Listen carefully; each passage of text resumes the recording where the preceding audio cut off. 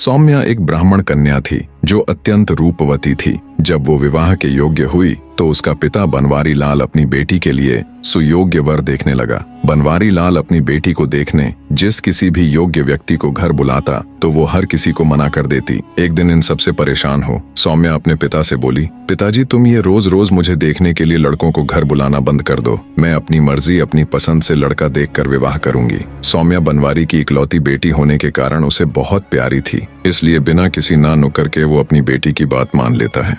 जिस नगर में बनवारी अपनी बेटी सौम्या के साथ रहता था उस नगर के ऊपर राजा वज्रदेव का शासन था। वज्रदेव बड़ा प्रतापी और हमेशा अपनी प्रजा के हित में सोचने वाला राजा था। कहानी को आगे बढ़ाते हुए दैत्य दंभिकासुर बोला, तो विक्रमादित्य एक समय ऐसा आया जब उस नगर में चोरियां होने लगी। धीरे धीरे वो चोरियां इतनी बढ़ गईं कि शायद ही कोई ऐसा दिन हो कि नगर में चोरी न हो। नगर के वासी आए दिन होने वाली इन चोरियों से बहुत परेशान थे।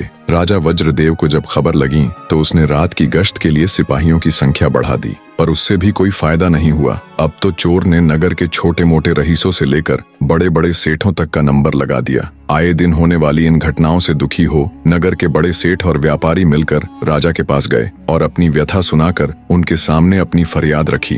राजा वज्रदेव ने उनका दुखड़ा सुन अपने सभी सिपाहियों को दिन रात नगर के कोने कोने में तैनात कर दिया, पर फिर भी चोरियां कम नहीं हुई। अब राजा के लिए भी ये विषय अत्यंत गूढ़ बन गया। उसने विचार किया कि कहीं मेरे सिपाही भी चोर के साथ ना मिल गए हों। अंततः राजा वज्रदेव ने खुद चोरों को पकड़ने का बीड़ा उठाया। अब हर रात को वो खुद अपने कुछ सिपाहियों की टुकड़ी लेकर राज्य में गश्त के लिए निकलता। जब राजा सजग हुआ तो कुछ समय के लिए चोरियां रुक गईं, पर एक रात जब राजा गश्त पर था तो उसने एक संदिग्ध व्यक्ति को भागते हुए देखा। राजा ने तुरंत अपने सिपाहियों को आदेश दिया, उसे फौरन पकड़ो। राजा का हुक्म मिलते ही सिपाहियों ने दौड़कर उस चोर को दबोच लिया। उसे राजा के सामने पेश किया गया तो उसके पास से चोरी का सामान भी मिला। जब राजा ने सख्ती से उससे पूछा तो उसने चोर होने की बात कबूल ली। राजा ने क्रोधित होते हुए अपने सिपाहियों को आदेश दिया कि इसे कैद खाने में बंद कर दिया जाए। अगले दिन राजा ने पूरे नगर में ढिंढोरा पिटवा दिया कि चोर पकड़ा गया है। कल उसको सारे शहर में घुमाने के बाद फांसी पर लटका दिया जाएगा। चोर के पकड़े जाने के समाचार पर सारे नगर में खुशी का माहौल हो गया। जब उस चोर को नगर परिक्रमा के लिए निकाला गया तो सारा नगर उसे देखने के लिए टूट पड़ा। स्त्रियां अपने घरों के झरोखों और छतों पर आ गईं।